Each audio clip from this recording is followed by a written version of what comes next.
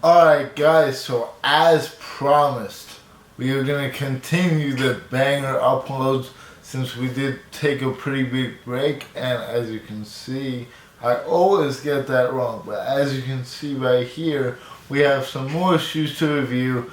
Today, as you already could tell by the title, these are one that was very highly anticipated by the masses, and even before the year started, these were being talked about by pretty much everyone and their mother. These are the Jordan 3 Reimagined white cements, and they definitely have a lot of details that we need to go over in our typical fashion, so that is what we are going to do.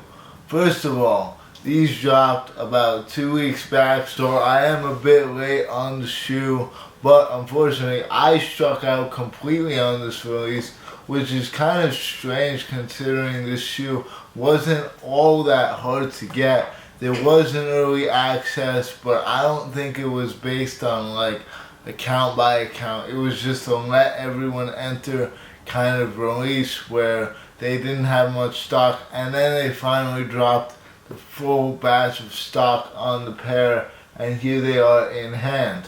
So I didn't get them. My trainer supplied me with his pair for this particular review, and shouts to him. As far as the story behind the shoe goes, obviously the white cement Jordan 3 is one of the most coveted Jordan 3 colorways, probably the most. They're like the equivalent of the Chicago Lost and Founds just for the Jordan 3. So similar, expect similar things, expect similar packaging and all that good stuff.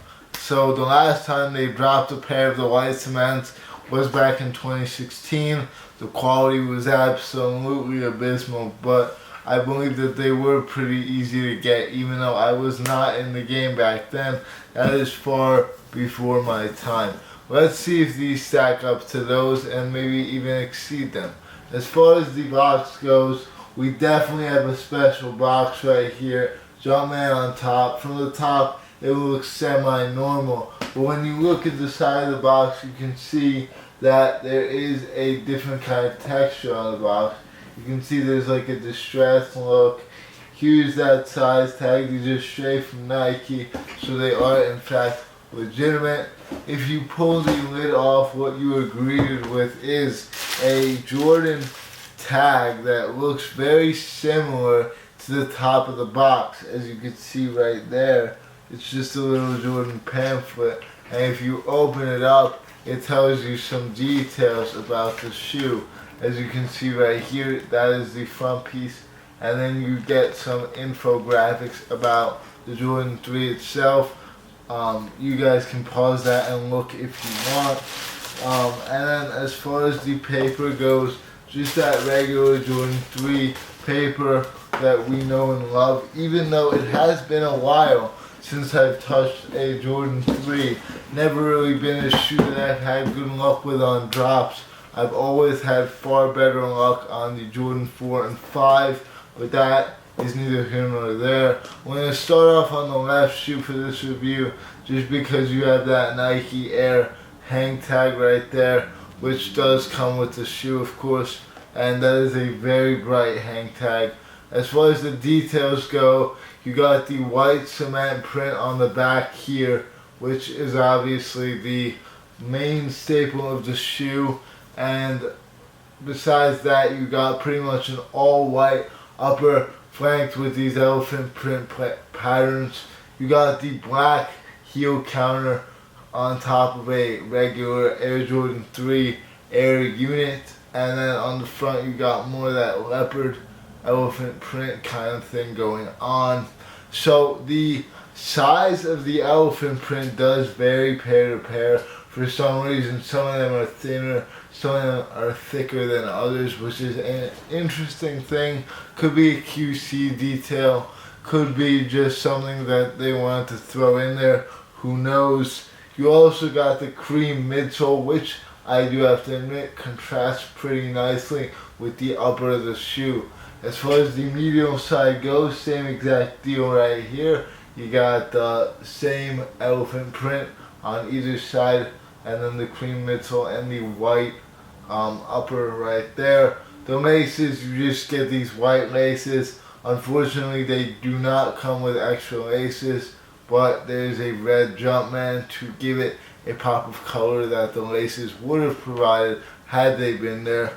I personally think it would look pretty good with black laces.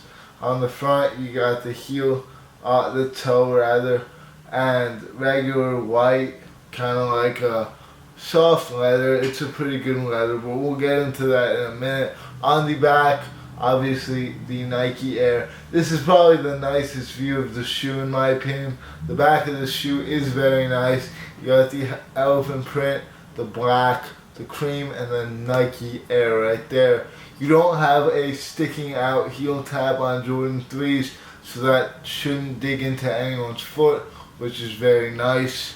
And then you got some black lace locks on top right there.